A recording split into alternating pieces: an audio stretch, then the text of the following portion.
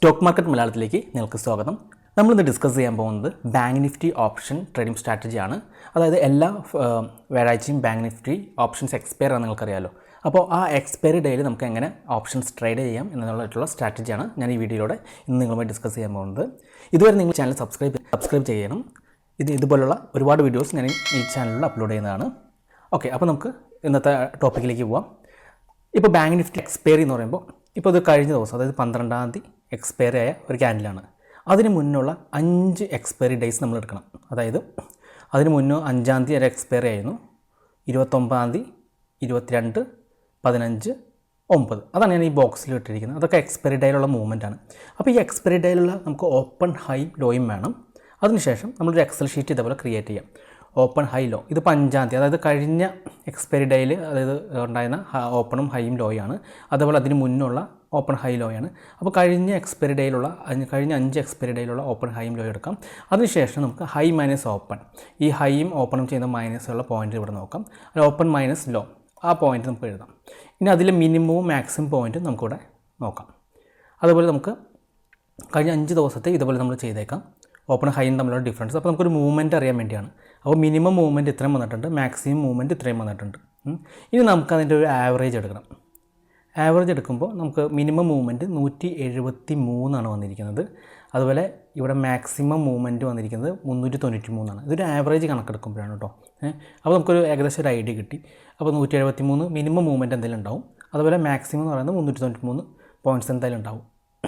അപ്പോൾ അതിനുശേഷം കഴിഞ്ഞ ദിവസത്തെ എക്സ്പയറി ഡേയുടെ ഓപ്പൺ എടുക്കാം. ഇത് നമ്മൾ ഒരു എക്സാമ്പിളായിട്ട്, നമ്മളിപ്പോൾ എക്സ്പയറി ഡേയിലാണ് ട്രേഡ് ചെയ്യണമെങ്കിൽ നമുക്ക് എക്സാമ്പിളായിട്ട് കഴിഞ്ഞ 5 ദിവസത്തെ എടുത്തിട്ട് ആ പോയിൻ്റ് വെച്ചിട്ട് ഇന്നത്തെ ഓപ്പൺ, ഇന്ന് എക്സ്പയറി ഡേ എന്ന് വിചാരിക്കാം. കാരണം കഴിഞ്ഞ ദിവസം 12-ാം തീയതി എക്സ്പയറി ഡേ എന്ന് വിചാരിക്കാം. അതിൽ ഓപ്പൺ പ്രൈസ് നമ്മൾ എടുക്കാം. അതായത് 28,633. ആ പ്രൈസ് നമ്മൾ ഇവിടെ അടിച്ചു കൊടുക്കാം. 28,633.75. അത് പ്ലസ് 173 മിനിമം മൂവ്മെൻറ്റ്. അപ്പോൾ നമുക്കൊരു ഹൈ കിട്ടും. 28,807 നമുക്ക് ഹൈ കിട്ടിക്കുന്നത്. അതേപോലെ ഈ open price minus minimum movement, അപ്പോൾ നമുക്ക് ലോ കിട്ടും 28,460. അതായത് മിനിമം ഹൈയും ലോയും ഇത് എന്തായാലും വന്നിരിക്കും, കാരണം അത് മിനിമം മൂവ്മെൻറ്റാണ്. അപ്പോൾ ഈ മിനിമം ഹൈയും ലോയും നമുക്ക് എടുത്തു കഴിഞ്ഞാൽ നമുക്കിത് ബൈയും സെല്ലും ആയിട്ട് എടുക്കാം. അതായത് ഈ ഹൈക്ക് മുകളിൽ ബ്രേക്ക് ചെയ്ത് നമുക്ക് ബൈയും, ഈ ലോയ്ക്ക് താഴെ പോയി കഴിഞ്ഞാൽ നമുക്ക് സെല്ലും ആയിട്ട് എടുക്കാം. അതുപോലെ ഈ മാക്സിമം മൂവ്മെൻറ്റ് എപ്പോഴും റെസിസ്റ്റൻസും സപ്പോർട്ടായിട്ട് നിൽക്കും. ഇത് സ്ട്രോങ് റെസിസ്റ്റൻസും സ്ട്രോങ് സപ്പോർട്ടാണ്, കാരണം അത് 393 പോയിൻ്റ് ഡിഫറൻസ് ഉണ്ട്. ഇനി നമുക്കിത് എത്രത്തോളം വർക്കിംഗ് ആണെന്ന് നോക്കാം. ഇപ്പോൾ ഞാൻ 12-ാം തീയതിയിലത്തെ ചാർട്ട് എടുത്താൽ, ഇത് 12-ാം തീയതിയിലത്തെ ചാർട്ടാണ്. അപ്പോൾ നമുക്ക് ആദ്യം ആ ലെവൽസ് ഒന്ന് മാർക്ക് ചെയ്യാം. 28,807,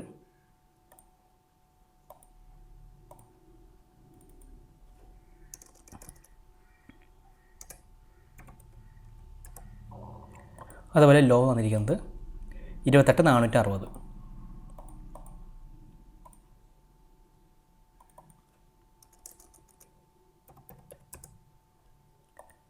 ഓക്കെ, ഇതിന് മുകളിലേക്ക് പോയിട്ടില്ല, മാർക്കറ്റ് താഴേക്കാണ് വന്നിരുന്നത്. അപ്പോൾ നമുക്ക് അതിൻ്റെ സപ്പോർട്ട് നോക്കാം. 28,239.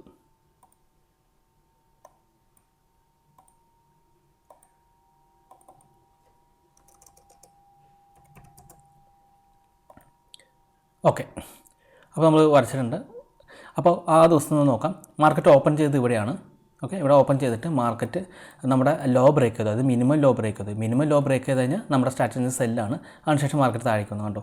അതിനുശേഷം മാർക്കറ്റ് തിരിച്ച് കയറാൻ നോക്കിയിട്ടുണ്ട്, പക്ഷേ ഫെയിലായിട്ടുണ്ട്. വീണ്ടും താഴേക്ക് കണ്ടോ, അതിന് കയറാൻ പറ്റുന്നില്ല മാർക്കറ്റ്. അതിൽ തന്നെ നിങ്ങൾ ഇവിടെ നോക്കിയാൽ സാധിക്കും. നമ്മളിപ്പോൾ നമ്മൾ 28,239 നമ്മളൊരു സപ്പോർട്ടാണല്ലോ, ആ സപ്പോർട്ടിലേക്ക് മാർക്കറ്റ് വന്നിട്ടുണ്ടായിരുന്നു കണ്ടോ. അത് വന്ന് ജസ്റ്റ് ഒന്ന് അടിച്ചിട്ട് തിരിച്ച് അതേപോലെ തന്നെ കയറി. അതാണ് ഈ ലെവൽസൊക്കെ വളരെ ഇമ്പോർട്ടൻ്റ് ആണ്. അതിനുശേഷം കണ്ടോ ഈ ലെവലിൽ നമ്മൾ ടച്ച് ചെയ്തിട്ട് നേരെ വന്നത് നമ്മുടെ മിനിമം സെൽ ലെവലാണ്, മിനിമം ലോയിലാണ് വന്നടിച്ചത്. അത് റെസിസ്റ്റൻസ് ആയി, കാരണം മാർക്കറ്റ് മിനിമം ലോയിനെ ബ്രേക്ക് ചെയ്ത് കഴിഞ്ഞാൽ അത് റെസിസ്റ്റൻസ് ആയി മാറി കണ്ടോ. അവിടെ അടിച്ചിട്ട് പിന്നെ താഴേക്കാണ് വന്നിരിക്കുന്നത് കണ്ടോ. അപ്പോൾ ഇതാണ് നമ്മുടെ സ്ട്രാറ്റജി. അപ്പോൾ ഈ സിഗ്നൽ അനുസരിച്ച് നമ്മൾ ആദ്യം കഴിഞ്ഞ 5 ദിവസത്തെ 5 എക്സ്പയറി ഡേയിൽ ഓപ്പൺ ഹൈ ലോ എടുത്തിട്ട് ഇതേപോലെ മിനിമം മാക്സിമം മൂവ്മെൻറ്റ് കാൽക്കുലേറ്റ് ചെയ്യാം. ആ മൂവ്മെൻറ്റ് വെച്ചിട്ട് നമുക്ക് എക്സ്പയറി ഡേയിലുള്ള ഓപ്പൺ പ്രൈസ് പ്ലസ് ആ മൂവ്മെൻറ്റ്, ആ പോയിൻറ്റ്സ് ആഡ് ചെയ്യുമ്പോൾ ആഡും മൈനസും ചെയ്യണം. അപ്പോൾ നമുക്ക് ഒരു സപ്പോർട്ടും റെസിസ്റ്റൻസും പോലെ ലെവൽ കിട്ടും. മിനിമം വാല്യൂ വെച്ചിട്ട് നമുക്ക് റീസെൻറ്റ് സപ്പോർട്ട് റെസിസ്റ്റൻസ് ആക്കാം. ആ റീസെൻറ്റ് സപ്പോർട്ട് ബ്രേക്ക് ചെയ്ത് കഴിഞ്ഞാൽ നമുക്ക് സെല്ലിൽ പോവാം, റീസെൻറ്റ് റെസിസ്റ്റൻസ് ബ്രേക്ക് ചെയ്താൽ ബൈയിൽ പോവാം. ഇവിടെ മാർക്കറ്റ് ഓപ്പൺ ചെയ്ത് ഇവിടെയായിരുന്നു, അതിനുശേഷം താഴേക്ക് പോയി. ഇനി അതല്ല മാർക്കറ്റ് ഇവിടെ ബ്രേക്ക് ചെയ്തിരുന്നെങ്കിൽ നമുക്ക് ബൈക്കിലേക്ക് പോകാമായിരുന്നു. ഓക്കെ.